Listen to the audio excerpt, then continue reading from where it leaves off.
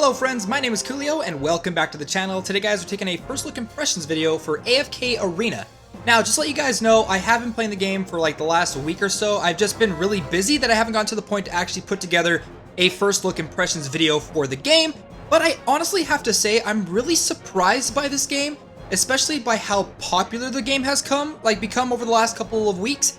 Since its initial release, at least on the App Store for the iOS platform, it's gotten I think 30,000 something reviews, and then on its Reddit forums it almost has like 24,000 followers on its Reddit forum. That blows my mind. This game is becoming incredibly successful, and with a lot of these hero collector games, you don't see a lot of them reach this level of success.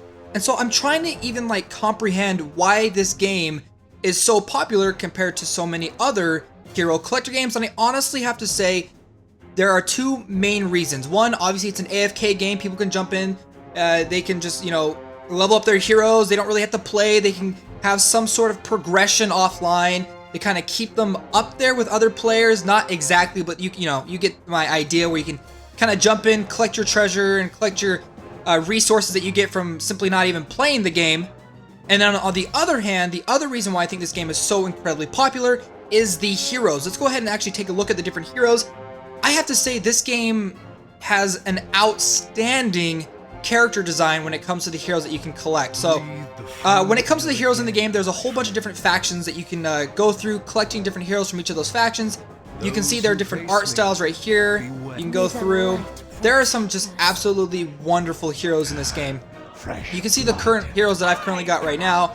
I think I've been actually kind of lucky when it comes to summoning the game, because I've seen a lot of people talk about the different heroes that they've summoned. They haven't been able to get a lot of these rarer style heroes, but I must have been lucky, because I'm getting some pretty dang good heroes in this game. And honestly, this game is pretty generous when it comes to the premium crystals that you can acquire.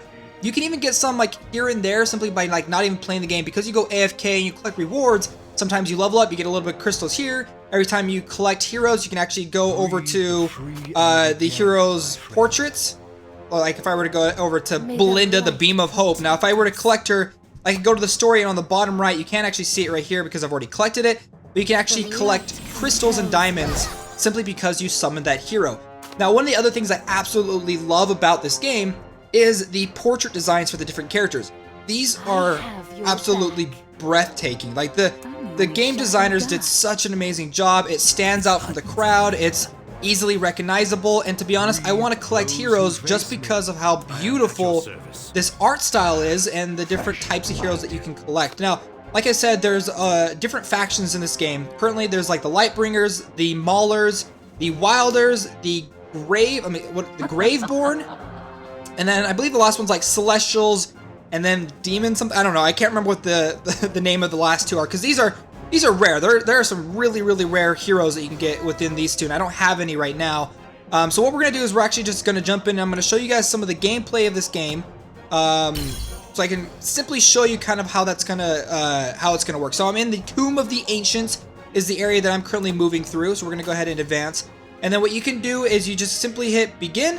Now, the game will not go from chapter to chapter. You actually have to go through yourself, manually selecting when your heroes are ready to attack the next phase of the game. So right here you can see you can kind of set up your different heroes. Now, when I was reading over on the Reddit forums for people that were looking into this game, a lot of people say there wasn't a whole lot of strategy behind it. It's basically just kind of powering up your characters. I beg to differ. I think there's actually a great amount of strategy behind the game, especially if you want to do your best playing it. So for example, my character right here that I just made disappear, she's got an ability where she can increase the attack of allies nearby her. However, if I were to move her down here, it would only increase the attack of the two characters up and to the right. But if I actually move her to the center, it actually allows her to increase, I believe, 4 or 3 of the other different heroes, increasing the overall attack power of those different characters. Also, a lot of the characters have passive abilities and special abilities that are activated when you're playing through the game, and you're going to want them in specific positions. For example, my rat dude on the very bottom, he has one where he kind of goes up and down throughout the map attacking, and depending on where I put him, it shows how effective that could be. I want him on the very bottom or the very top because it gives him a wider range of enemies to attack. Now, if I were to put him in the middle, it doesn't give him as much traction to move around, if that makes a lot of sense. It's kind of hard to explain until you actually see it. Now on top of that, there is a good amount of character team building. Up here on the top left, if you click on that, you can see this symbol that's glowing. You can actually see, depending on how you set up your team, depending on which heroes from what factions, you can actually get bonuses for those heroes. So, for example, right now I'm running with 3 heroes of one faction and 2 heroes of another. I'm getting an increase of attack plus 15% and HP plus 15%. However, I probably want to try to focus on going for an when all 5 heroes of your formation are the same faction, to give a plus 25% increase to attack and a plus 25% increase to health. There is a, let's just go ahead and jump into the battle so I can show you. There is a, well, what's the thing I'm thinking of? Like a rock, paper, scissors style of mechanic behind the game, where basically like one faction, like the Maulers, do more damage against the Wilder faction. And so you're gonna keep an eye out for that, because you may go into certain dungeons or boss fights and stuff where there's a certain type that the enemy is. You're gonna want to have your team probably set up for the other faction, all 5 heroes from that faction, to give you a really good increase. So let's just go ahead and jump back into battle again, because I forgot to show you guys. This is the faction thing, just to let you guys know. You can see which factions hurt which ones, and the Celestials and the Hypogeans, or whatever they're called, Hyporions, whatever, they affect each other. So we're just going ahead and jump into battle. Now you can go ahead and actually manually do this. So your characters, they each have like an active ability that they can use once their energy bar fills up. Once it fills up, you can go ahead and tap their portrait. They'll activate their ability and be able to take out the enemy. So let's just go ahead and use this guy's. Boom. His activates a shield that protects all of my allies. Brutus, he swings around doing like a tornado spin slash attack. That's really cool. Now on top of that, most of the time you're probably just gonna put auto on. To be honest, I think a lot of people are just gonna pick auto because the gameplay isn't super intriguing. You're just kind of basically watching, and then there is a times 2 speed. However, the times 2 speed that I currently have, I unlocked through the VIP system in the game. Yes, there is a VIP system in the game, which surprises me that so many people enjoy the game despite the fact that there is a VIP system. It's interesting, because some people will absolutely hate on a game with a VIP system and it will immediately die because of that, when this game does have a VIP system and people don't care. I think it's because this game, even without the VIP system, is still very generous. However, the VIP system in this game, because later on there's a really big emphasis on PvP, there's tournaments and rank mode and all this other kind of stuff. When you get the VIP system, there is increased progression, but there is the option too to enter into the arena more times throughout the day, which can increase your overall ranking. So I don't want to say it's completely pay to win, but it's definitely pay to progress faster, with elements of being able to progress farther in the PvP style of the game. So just to let you guys know. However, like I said, with the times 2 auto speed, when I was talking about before, you can unlock that for free once you get past, I think, chapter 3, stage 36. Once you beat that stage, it does unlock for free for you. But if you want to pay money, you can pay money up front and actually acquire the times 2 speed. And I don't think there's times 3 speed as far as I can tell. On top of that, there's a whole bunch of quests and stuff that you can complete that give you tons and tons of gems. Like I said, this game just pours out all that premium currency for you, which is absolutely fantastic. There's a fast reward system in the game, which if you do have the VIP system, you can acquire these 3 times throughout the day instead of 1 or 2.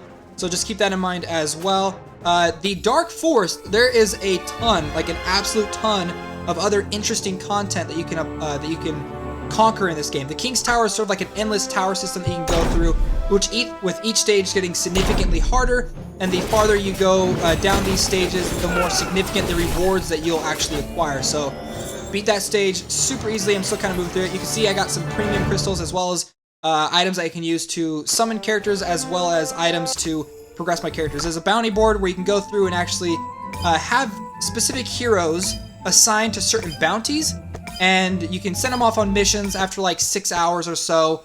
You can come back, you can acquire the items that they've been able to attain.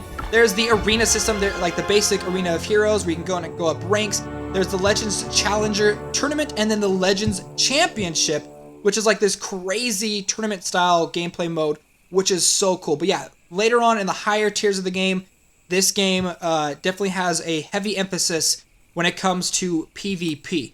Now, when it also comes to the heroes of the game, there's specific types of heroes that can progress farther than other ones. I believe the Ascended heroes can go up to like level 240 once they're completely maxed out. The Legendary heroes go up to like 120, and I think the Common heroes go up to 60.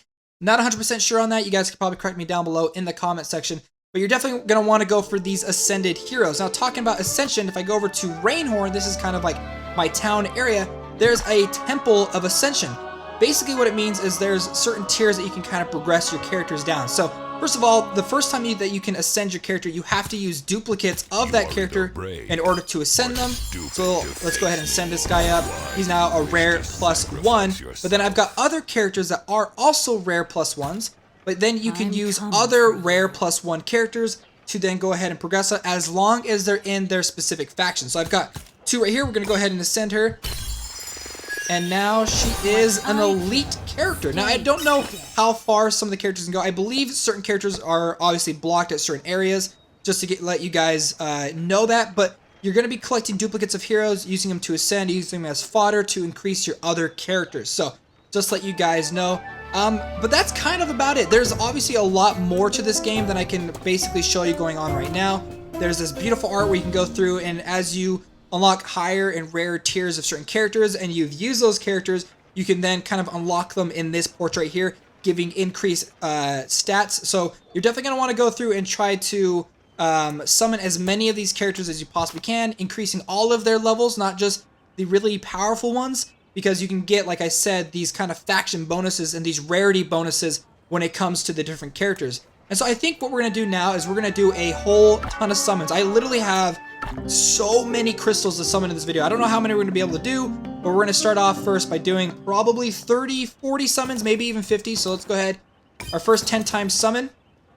And we've got just some basic greens. We're looking, oh, we got a blue right there. Basically, we're looking for purples.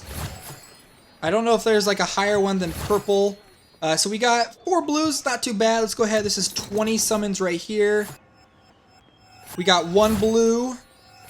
We got 2 blues right there, the Farstalker Morvis and the Taken Breath Sylvina. And I do have to say, the characters in this game are absolutely amazing. I have to give props again to the developers because they did such an amazing job in their character art designs. And then I guess we're going to be doing 30 summons, so let's go ahead and do that. Come on, give us something. Give us like at least like 1 purple is all that I'm asking for. So Savias, we got 2 blues right here. We got 2 Saviases.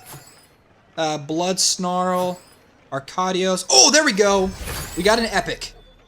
We ended up getting a Blood Claw Brutus, which is great because, like I said, I can use that to continue to progress my current Brutus and make him even more powerful. There we go.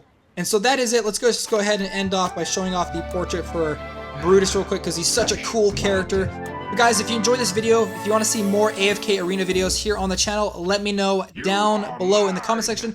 Also let you guys know too that this video was actually recorded everything on an iPad Pro 2018 11-inch edition. So let you guys know the reason why I've gotten this is because I've been so busy lately, but now I can actually do a lot of my recording, a lot of my editing and stuff on the go. So hopefully I'll be able to come out with more videos down the line. Well guys, thanks so much for watching this video. Like I said, if you liked it, make sure to hit that like button. If you're new to the channel, consider subscribing to stay up to date in the latest in mobile gaming. Alright friends, I'll see you next time.